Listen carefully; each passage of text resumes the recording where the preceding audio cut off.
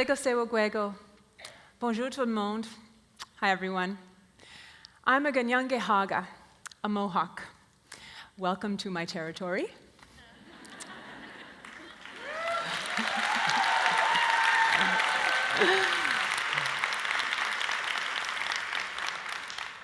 I'd like to start today by teaching you a Ganyangeha word, ungwe hunwe. Can everyone say that? Very good. Ungwe hunwe is the word we use for Indian or Aboriginal or First Nations, and I'm going to use all of these terms interchangeably today in my talk. I'm a contemporary artist. I use a variety of mediums, but mostly images and words, to express a solution that I see to a problem. I consider that to be my job. I saw a problem. I saw a couple of problems. The first was a lack of images of ourselves, Ungwe Hunwe peoples, in the future. Except for a couple of examples on Star Trek, I never saw any images of us in spaceships, or of Ungwe Hunwe robots, or even of us using computers. And yet, who here has seen this image? Or this one? Or one just like it? There are plenty of images of us in the past, and everybody loves them. I love them.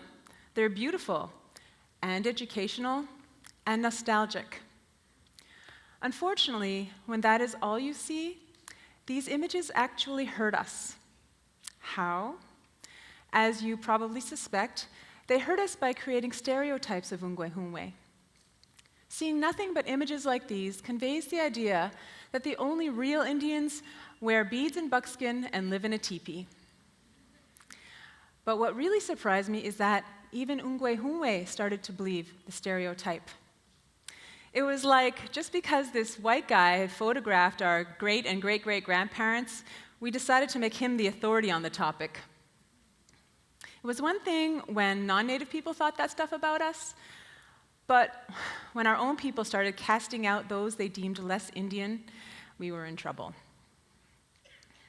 Imagine that our mind's eye is a gallery filled with pictures. It was as if that gallery was so full of those olden day images that there was no room for any images of us in the present, and forget about how we might look in the future. Which leads me to the second problem I saw: lack of empowerment.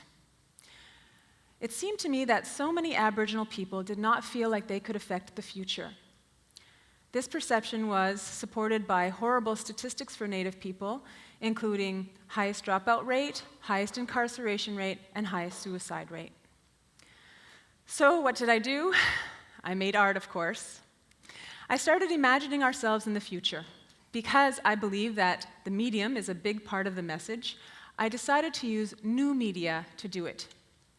I like to lump all this new media stuff, software, apps, websites, video games, virtual worlds, machinima, into one term: cyberspace.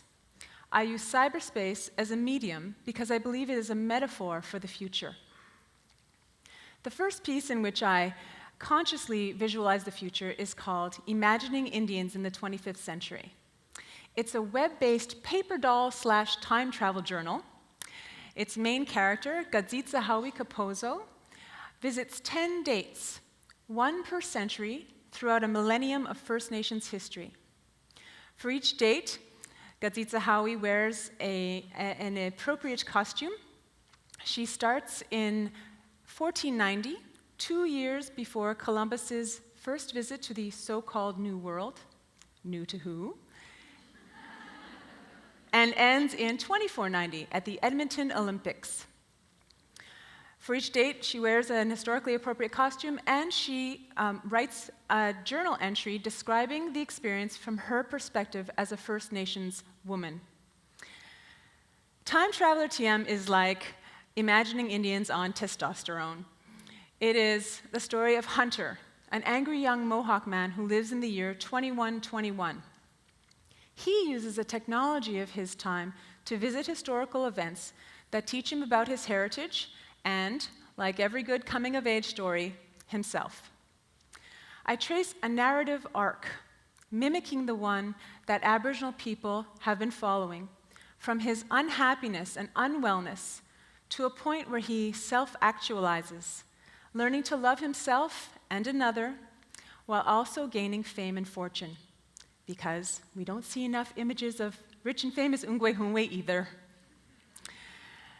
I like to think that by adding these images of successful Native people to our collective mind's eye, that we can begin to reverse the tragic statistics and start to see our people thriving and becoming an integral part of North American society. But I don't think that just me making images is enough. I want to encourage other Native people to join me in cyberspace. In 2005, my brilliant partner, Jason Edward Lewis, and I started a research network called Aboriginal Territories in Cyberspace. One of our major initiatives is called SKINS, a digital media workshop for Aboriginal youth.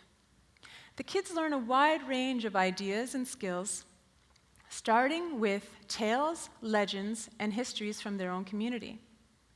We then teach them how to take that story and translate it from the oral tradition to a new one, the video game. Once they've done that challenging conceptual work, we then instruct them in the basics, in the technical basics, 3D modeling, animation, programming, to name the biggies. We believe that we are teaching them to be proud of their heritage and ultimately how to see themselves in the future. While we Ungwe are doing this work of envisioning our futures, we have to also be aware of what's going on in the wider world.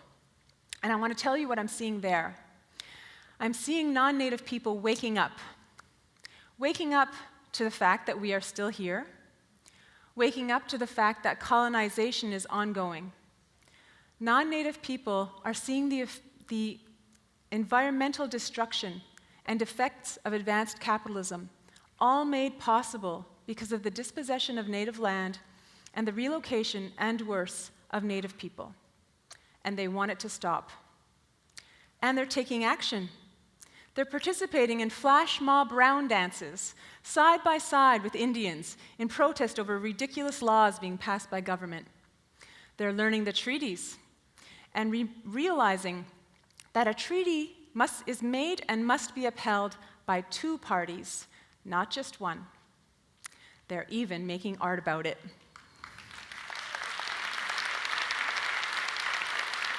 Thank you. Ungwe have had to overcome the threat of extinction. I believe we've achieved that. We're here, and we no longer have to discuss our very survival. Native people have had to fight for our languages and our cultural practices. Through widespread revitalization projects, I believe we are achieving that. What is next for us to consider on a deep, wide societal level is the idea of thriving. Who do we want to be in the future? What, as individuals, nations, and cultures, do we have to give to society? What technologies do we want to develop? What kind of spaceship do we want to fly? Merci. Thank you. Nyawagoa.